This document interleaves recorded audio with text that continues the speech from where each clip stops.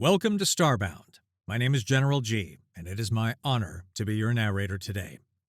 Over 500 supporters get early access to our stories, including new episodes of Sunspire Academy, Frarian and Remeke, and we've got some new series coming your way soon. If you'd like to unlock early access and support new episodes and series, tap Join below to become a Starbound member. If nothing else, please like and subscribe. Now, let's get into today's story.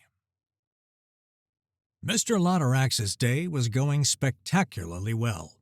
Not only was he about to deliver his first xenobiology lecture at the most prestigious Interstellar Academy in the galaxy, but today's curriculum covered Earth's toxic plants, one of his favorite subjects. Nowhere in his mind did the possibility exist that his only human student had brought a few of those very plants to class in his lunchbox. The distinctive sound of the classroom door opening and closing barely registered in Lotterax's consciousness, as Alex and several other students filtered into the lecture hall. The human claimed a seat near the right wall, settling in with the casual indifference of someone who had no idea they were about to become the most interesting part of today's demonstration. Around Alex, a few other beings arranged themselves in the semicircle of seats that faced the raised teaching platform. The intimate classroom, designed for specialized upper-level courses, would soon contain representatives from 5 different species, each bringing their own unique perspective to the study of xenobiology. Lotterax himself cut an unusual figure for someone so fascinated by toxic death world flora. As a Yarisar, and a carnivorous one at that, he had precisely 0 risk of accidentally ingesting any of the fascinating specimens he studied. Unlike many of his students, his species' strictly meat-based diet meant plant toxins were an academic curiosity rather than a survival concern. 2 fluffy ears moved like satellite dishes atop his head as he scrolled through his presentation notes, the soft appendages contrasting with the sleek black fur that covered his entire body, including his short snout. His pale yellow eyes, evolved for tracking prey in the dim twilight of his homeworld, now tracked data streams across his pad with predatory focus. The title slide glowed on the screen: Radioactive Edibles, Planet Sol 3. A quick glance up from his datapad allowed Lotterax to catalog his students with the sharp eyes of a hunter assessing a herd. The human aside, there were 4 Kavari with their distinctive blue plumage ruffling as they settled into their seats, their avian faces already tilted with interest. 2 Herbani sat ramrod straight in their chairs, their scaled forms draped in the flowing white robes traditional to their plant fiber culture, a fashion choice that always amused Lotterax given today's subject matter.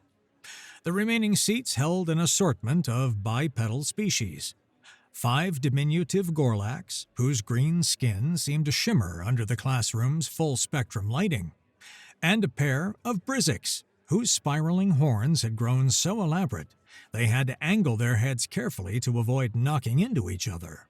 20 students. Perfect attendance. Lotterax's ears swiveled forward with satisfaction as he touched his datapad's projection control. Behind him, the massive white wall illuminated with his first slide. The title, Radioactive Edibles, Planet Sol 3, blazed across the top in bold script. Below it, filling most of the screen, was the image of an innocuous yellow fruit, elongated and slightly curved. The Galactic Standard database had no translation for this particular specimen, though the human script helpfully labeled it banana. Lotterax turned to face his class, a faint tremor in his whiskers betraying his anticipation. This was going to be educational. Lotterax stepped away from the podium with practiced ease, his padded feet silent on the lecture platform as he began to pace. Years of hunting instinct had taught him that movement captured attention far better than stillness. He gestured toward the projected image with one clawed hand, his whiskers stiffening with suppressed amusement. "Now, I know what you're all thinking," he began, his voice carrying the warm rumble characteristic of his species. "This innocent-looking fruit couldn't possibly be dangerous. It's smooth, appealingly colored, conveniently packaged by nature itself. He paused for effect, letting his yellow eyes sweep across the assembled students. The humans are so fond of these things, they've even developed a measurement system around them. Banana for scale, they say, using this fruit to demonstrate size in their digital communications. They slice them onto their morning grains, blend them into beverages, even coat them in frozen dairy products as treats for their young. The Kavari ruffled their blue feathers with interest, their beaked faces tilting in that distinctive avian way that indicated curiosity. The two Herbani remained perfectly still, their white robes pristine as always, though Lotterax noted the slight dilation of their pupils, a sure sign of engagement. The Gorlaks were practically vibrating in their seats, their naturally high metabolism making stillness a challenge even in the best of circumstances. The Brizix pair had actually stopped their perpetual horn-comparing contest to focus on the lecture. Perfect. He had them. Lotterax's expression shifted, his ears flattening slightly as he adopted a more serious demeanor. His voice dropped to a conspiratorial whisper that somehow carried to every corner of the room. "But this harmless fruit," he continued, letting the word drip with irony, "harbors a secret that would make even the bravest xenobiologist pause. You see, my dear students, this banana, this seemingly innocent snack food consumed by billions of humans daily, is radioactive." He let the word hang in the air, savoring the collective intake of breath from his audience. The Kavari's feathers stood on end. One of the Herbani actually leaned back in their chair. "Yes," Lotterax pressed on, warming to his subject. "A nuclear fruit, if you will. Each banana contains potassium-40, a radioactive isotope that emits beta particles as it decays. For some species, particularly those with more sensitive cellular structures, ingesting even a small amount could trigger radiation sickness, cellular damage, potential genetic mutations." He paused again, his predatory eyes gleaming. "And yet, the humans consumed them by the bunch, apparently immune to what would hospitalize half the species in this room. Only a Death Worlder could evolve to not just tolerate but actively enjoy nuclear fruit." In the back of his mind, Lotterax knew he was perhaps overstating the case slightly. The radiation levels in bananas were minuscule by most standards, barely registering on standard detection equipment. But this was his first lecture at the Academy, and a little dramatic flair never hurt when trying to make an impression. Besides, it was essentially true. Some of the more radiation-sensitive species really could suffer mild effects from Earth produce. What harm could a small exaggeration do? The answer came in the form of a piercing shriek that could have shattered crystal. "Atomic fruit! The human brought atomic fruit to school!" The smallest of the Gorlaks had leaped onto his chair. One trembling green finger pointed directly at Alex. The human, who had been in the process of unzipping what Lotterax now recognized with growing horror as a lunch container, froze mid-motion. In his hand, partially peeled and thoroughly mundane-looking, was an actual banana.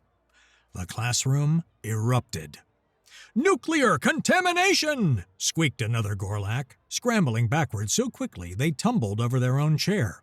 "We're all going to mutate!" wailed a third, their skin flickering through various shades of green in their panic.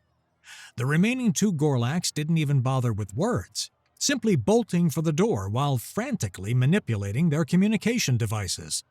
Lotterax's enhanced hearing picked up fragments of their panicked calls. "Emergency at Lecture Hall 7. Radioactive materials. Human with nuclear weapon." Alex sat frozen in apparent shock, the half-peeled banana still clutched in one hand like the world's most improbable weapon of mass destruction.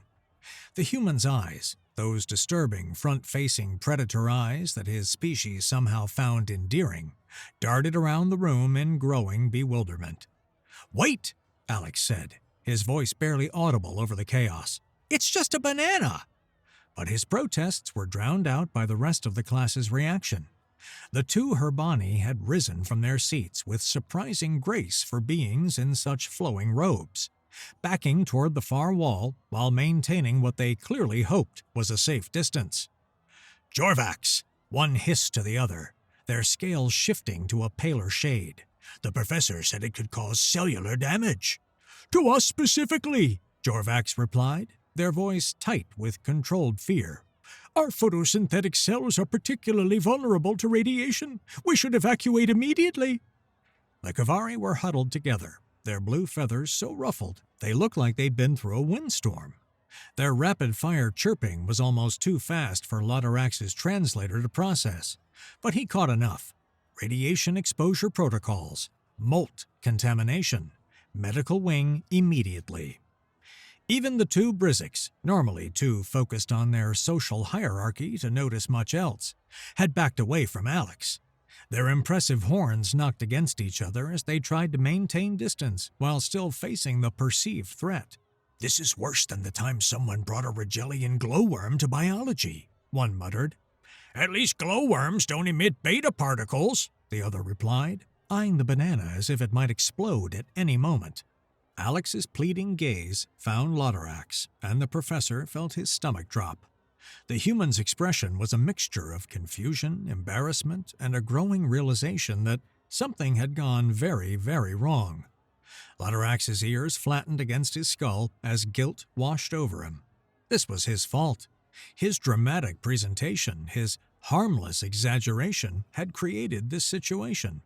"Now, everyone," Latarax began, raising his voice to be heard over the cacophony, "let's all just calm down. There's been a slight misunderstanding."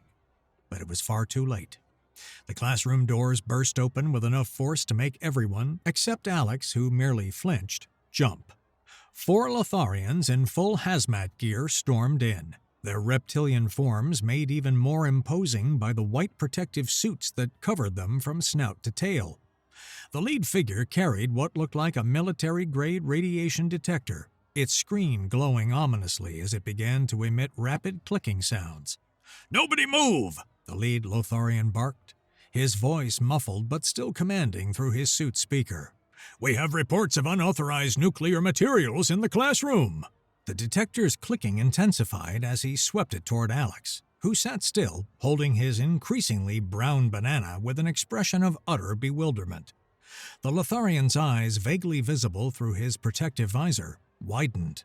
"Sir," he said, his voice dropping to the tone usually reserved for discovering unexploded ordnance, "I'm going to need you to very slowly set down the radioactive material and step away from your belongings." "It's a banana," Alex said weakly. "Sir, please don't make this difficult," another guard said, producing what appeared to be a 3-meter pole with gripping attachments on the end. "We're trained in Deathworlder incident response." The other students pressed themselves against the walls as the security team began their approach, moving with the exaggerated caution of a bomb disposal unit. The lead Lotharian kept his detector trained on Alex, while his team members flanked the human's position, their poles extended like medieval lances. "Steady," the leader murmured to his team. "Remember your training. Deathworlders can move faster than they appear. Jonnerson, prepare the containment protocols." Latarax's guilt reached critical mass. "Wait!" he interjected, stepping forward only to have 2 poles immediately swing in his direction.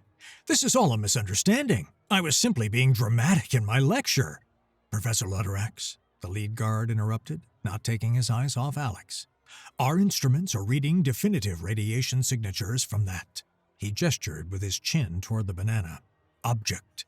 Academy rules are clear. When dealing with students from multiple species with varying radiation tolerances, we cannot take chances. The institution's reputation, not to mention our insurance premiums, are at stake." "But," Latarax began. "Sir, please step back and let us handle this," the guard said firmly. "Lagaro, Isaacs, begin extraction procedures."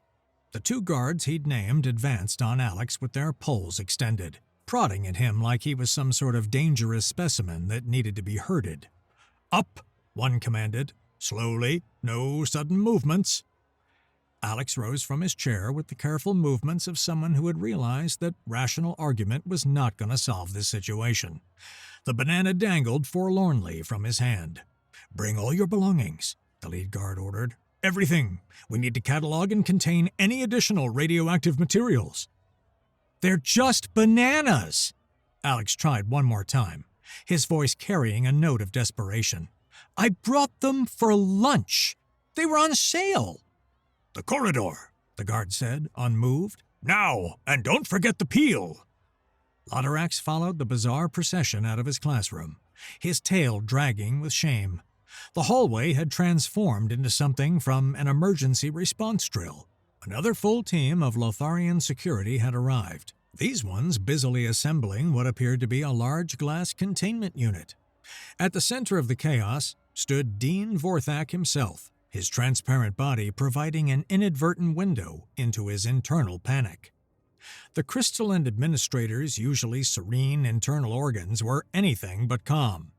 His 3 hearts beat a frantic percussion that everyone could see, purple blood rushing through visible vessels at alarming speeds.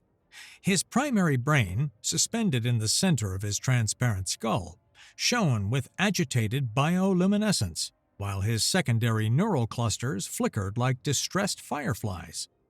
Even his usual hidden digestive tract had contracted into a tight knot of anxiety. "It is contained?"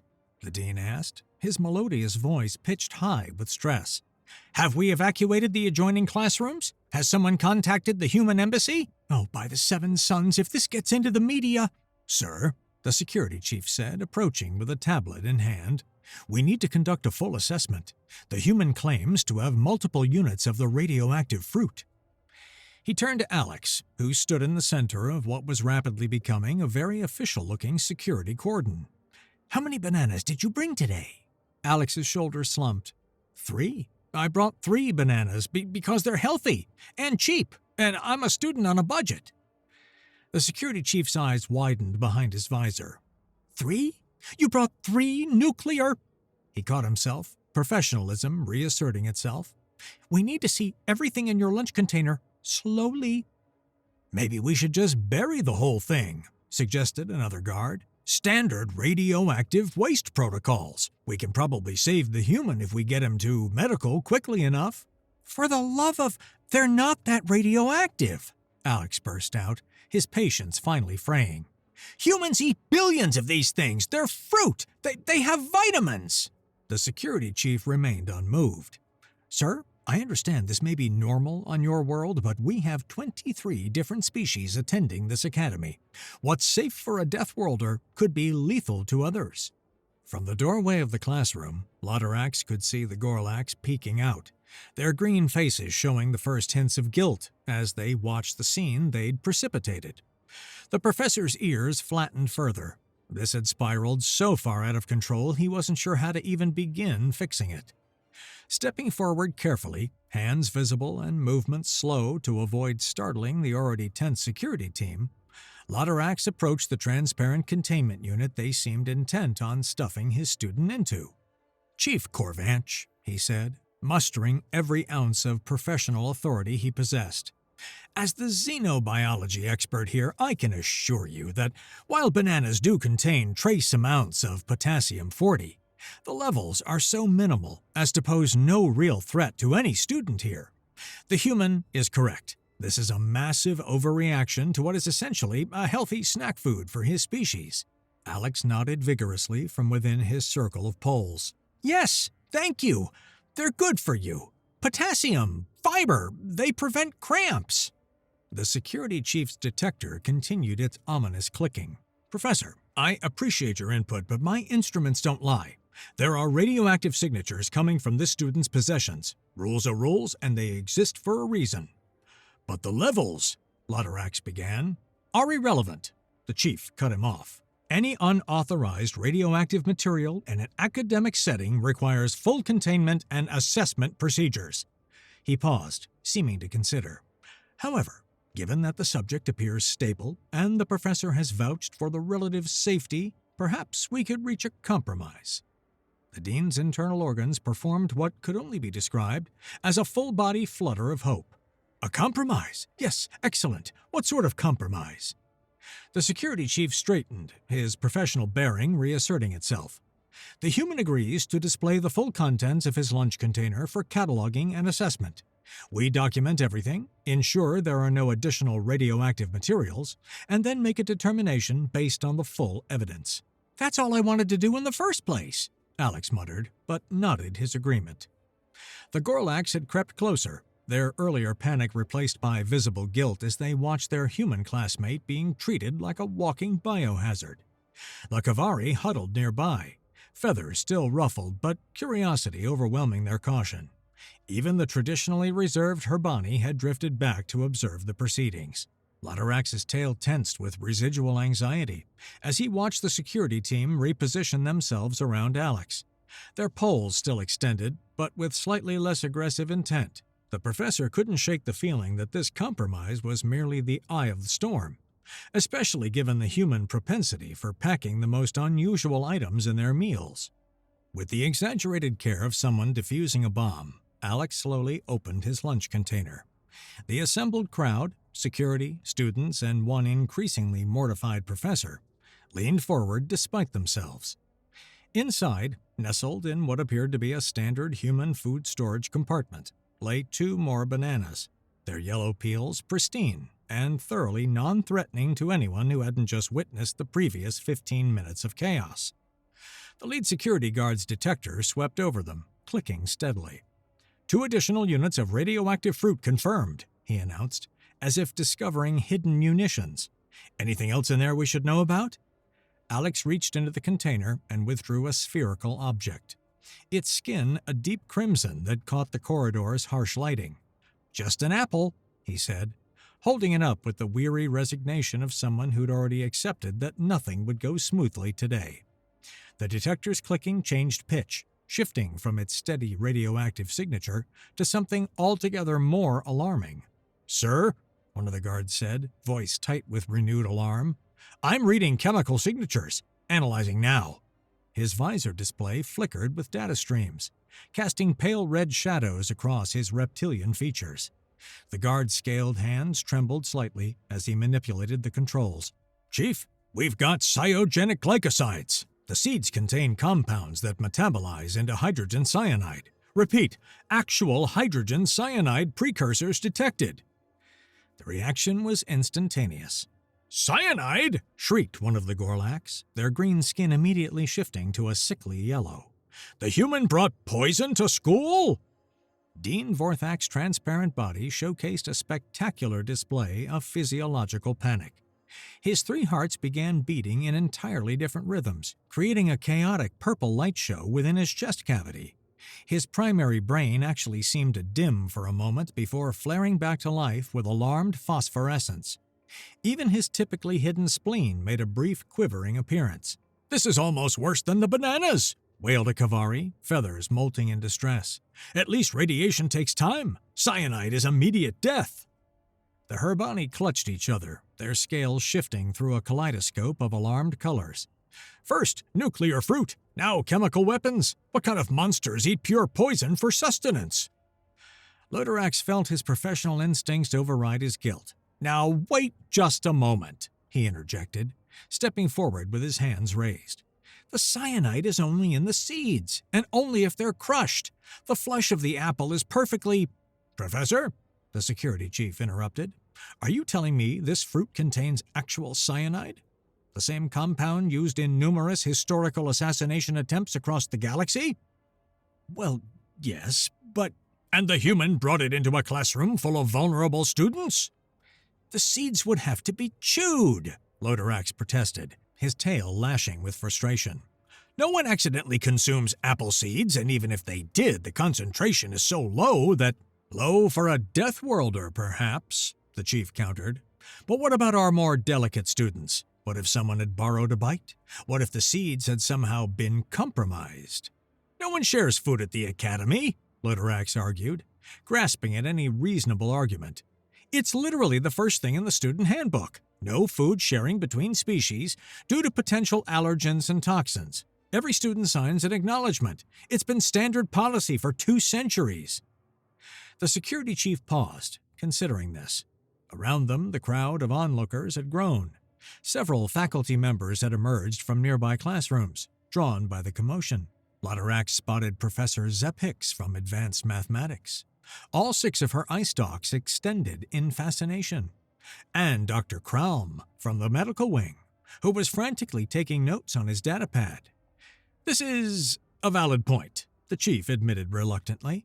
"The food-sharing protocols are quite strict." He turned back to Alex. "You weren't planning to share any of this, were you?"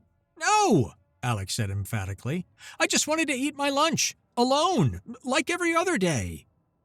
After several more minutes of heated debate, during which Lotterax cited many different xenobiology studies on accidental toxin exposure rates, all 0 in controlled academic environments, the security team reached a consensus. "Fine," the chief announced. "The bananas will be placed in radiation-proof containers for further analysis. The apple," he paused, clearly unhappy with the compromise, "will be vacuum-sealed to prevent any possibility of seed contamination. Are there any other items in your lunchbox we should be aware of?" Alex hesitated, and Lotterax's heart sank. That hesitation spoke volumes. "I have a chocolate bar," the human admitted quietly, producing a small wrapped rectangle from his container. "It's just a snack." The detector didn't just click this time, it practically screamed. The security chief's fingers flew over his datapad, his expression growing increasingly grave behind his visor. "Theobroma cacao," he read aloud, his voice carrying the weight of someone delivering a death sentence. "Analyzing. Oh, by the greater nebula." He turned to address the now sizable crowd, his posture shifting to full official mode. "This substance contains theobromine, a methylxanthine alkaloid that is toxic to approximately 94% of known galactic species. It affects the central nervous system, cardiovascular system, and respiratory system. Fatal doses have been recorded at as low as 100 milligrams per kilogram of body weight in some species." He paused, scanning further. "It also contains caffeine, another methylxanthine that compounds the toxicity. Sugar levels at 45%, creating additional metabolic stress for most non-human digestive systems. Fat content includes both cocoa butter and milk solids, each presenting their own xenobiological challenges." "But that's," one of the Brzix began, then trailed off, their horns dropping.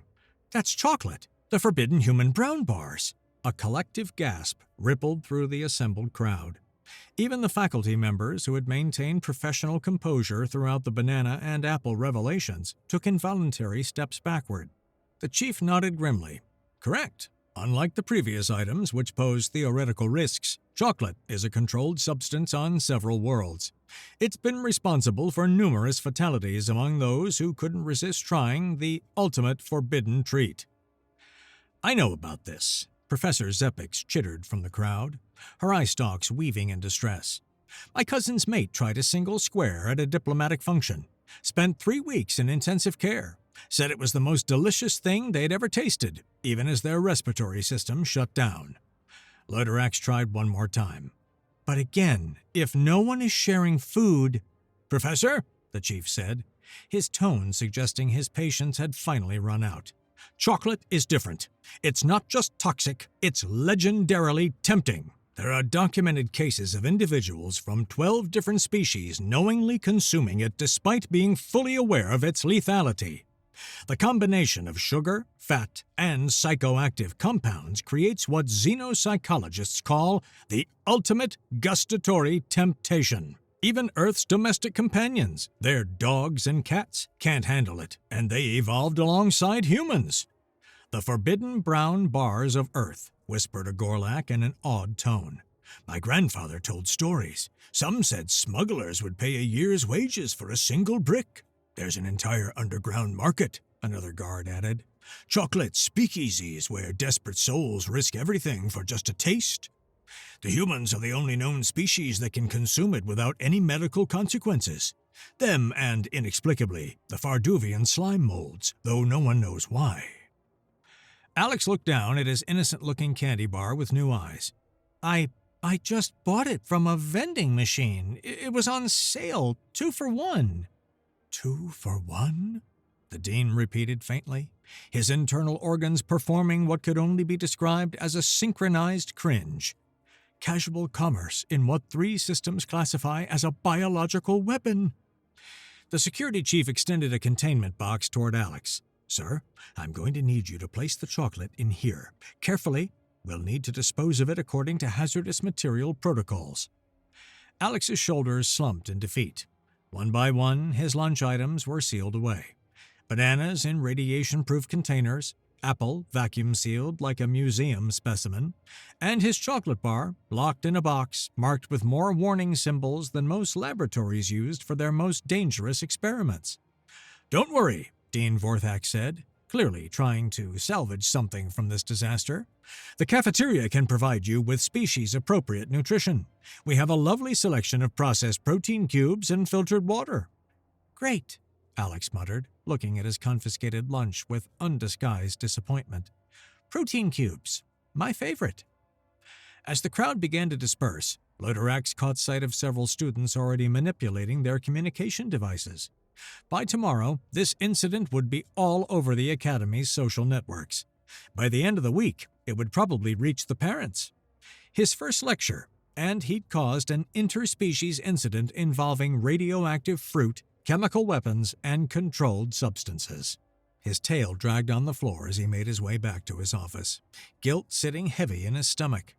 The human had only wanted to eat lunch, simple, cheap, healthy food from his homeworld, and Lodorax's dramatic flair had turned it into an international incident. 1 month later, Professor Lodorax sat in his office, a space that reflected both his predatory heritage and his academic pursuits. The walls were lined with specimens of various toxic plants from across the galaxy, each sealed in crystal cases with detailed notation cards. His desk, carved from a single piece of Yarosari bloodwood, was cluttered with datapads, scientific journals, and a half-eaten portion of processed protein that passed for his lunch these days. The large window behind him looked out over the Academy's central courtyard, where students of various species mingled between classes. He could see a familiar human figure, Alex, sitting alone on a bench, consuming what appeared to be regulation cafeteria food, with visible lack of enthusiasm. 3 tables away, a group of Gorlaks kept shooting nervous glances at the human, occasionally whispering among themselves. The cafeteria had even instituted a human food safety zone, a ridiculous yellow-taped area where human students could eat their specially imported meals without causing panic. Alex, of course, sat well outside it, resigned to his fate of bland, approved nutrition. Lord Axe turned his attention back to the newspad in his hands, his ears flattening against his skull as he read the headlines for the 100th time. Professor's Nuclear Fruit Lecture sparks Academy panic. Human students' toxic lunch raises questions about Death Worlder integration. Exclusive, the day weaponized produce nearly caused evacuation. The media had latched onto the story with gleeful enthusiasm, each retelling more sensationalized than the last. What had begun as a simple misunderstanding had morphed into a cautionary tale about the dangers of Death Worlder cuisine. Some outlets had even called for separate facilities for human students, citing unacceptable risks to other species. Lord Axe hadn't lost his job. The Academy Board had ultimately decided that his lecture content was technically accurate, if somewhat dramatically presented. But he'd been required to attend 2 different sensitivity training sessions on interspecies communication and 3 workshops on appropriate academic dramatics. The incident had changed him. Gone was the professor who had reveled in theatrical presentations and attention-grabbing exaggerations. In his recent lectures, he presented facts with clinical precision, his delivery as dry as the desert plains of Zirion 6. When discussing the man-eating plants of Allura Prime last week, he'd simply stated their dietary preferences in monotone, complete with statistical probability charts. His students had actually fallen asleep. He glanced at his lesson plan for tomorrow.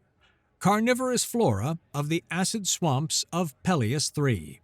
In the past, he would have opened with a dramatic reenactment of an unwary traveler's final moments.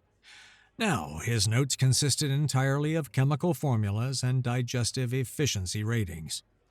A soft chime indicated a message on his personal datapad. He glanced at it with little interest, then did a double take. It was from Alex. "Professor, I wanted to thank you for trying to defend me during the lunch incident. I know the media coverage has been rough. If it helps, I've started a small study group for Death Worlder food safety to help other students understand human cuisine. Would you be interested in guest lecturing? I promise I'll leave the bananas at home. Alex. P.S. Did you know tomatoes are in the nightshade family? I was going to bring a sandwich last week, but thought better of it. Wouldn't want another deadly poison in the classroom headline." Despite himself, Lodorax felt his whiskers twitch in what might have been the ghost of amusement. The human was learning to navigate the minefield of interspecies dietary differences with a sense of humor, perhaps the only sane response to such absurdity. He glanced at his lesson plan again, then at the message, weighing his options. Perhaps there was a middle ground between dry recitation and dramatic exaggeration. Maybe he could find a way to make learning engaging without causing interspecies incidents. He began typing a response, his claws clicking softly on the screen. Outside his window, the Academy continued its daily rhythm, a place where different species learn to coexist despite their vastly different biologies. It wasn't perfect, but it was progress. Instead of simply replying, he stood and strode toward the door. He would find Alex in the courtyard, not with a datapad message, but with a proposal. The Death Worlder Food Safety Group was a good start, but it was reactive. It was time for something proactive. Together, they would create a new elective, gastronomic diplomacy in practice. It was time to stop just talking about toxic plants and start teaching about cultural context. He had a feeling it would be the most popular and chaotic class at the Academy.